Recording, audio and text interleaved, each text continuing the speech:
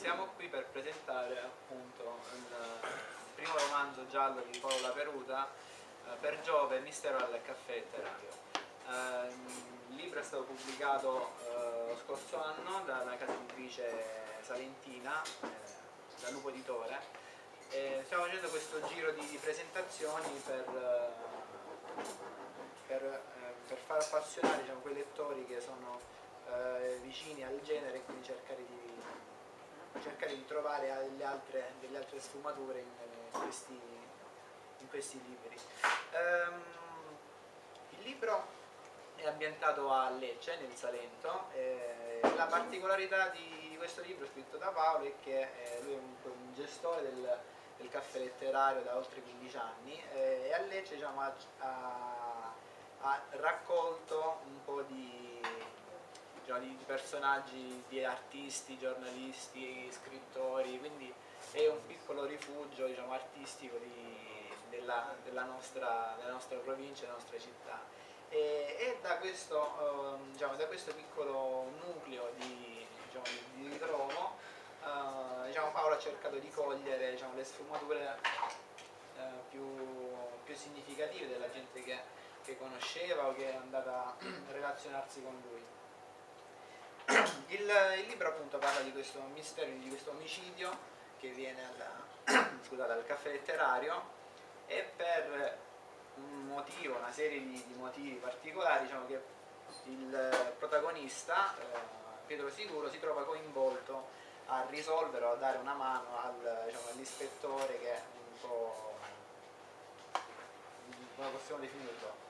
Intanto è il reale antagonista del protagonista, più che l'assassino. Tutto il libro è una serie di schermaglie tra il titolare delle indagini ufficiali e poi invece Pietro Sicuro, che da barista si improvvisa ispettore, insomma non ispettore, si improvvisa detective, insomma un po' si monta la testa e comincia ad indagare.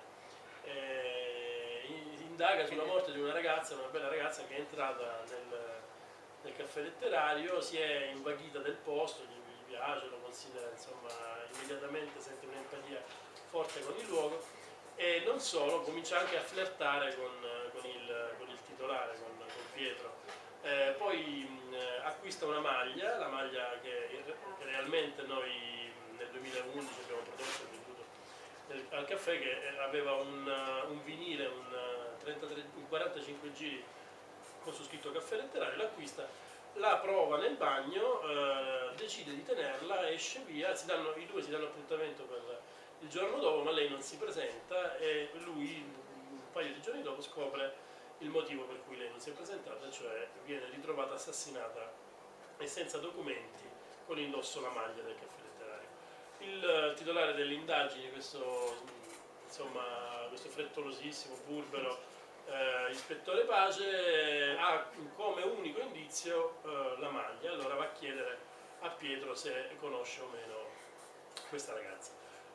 Tutto ciò innesca il coinvolgimento. Pietro si fa prendere un po' la mano e comincia ad indagare anche lui, perché la direzione presa da Pace, dall'ispettore Pace, non lo convince per nulla.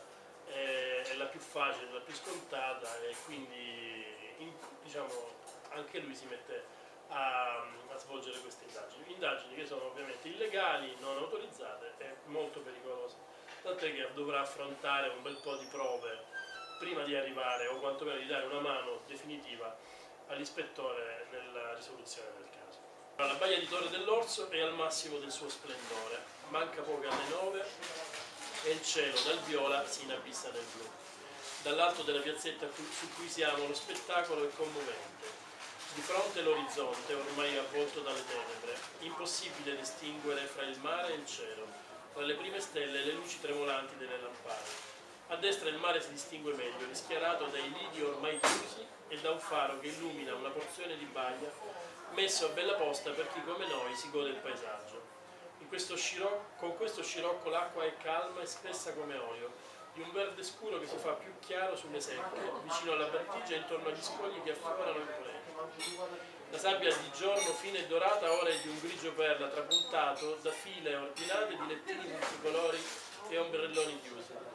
pareti di roccia levigata dal vento e una selva di pini marittimi che si dissolvono nel buio della sera fanno da cornice.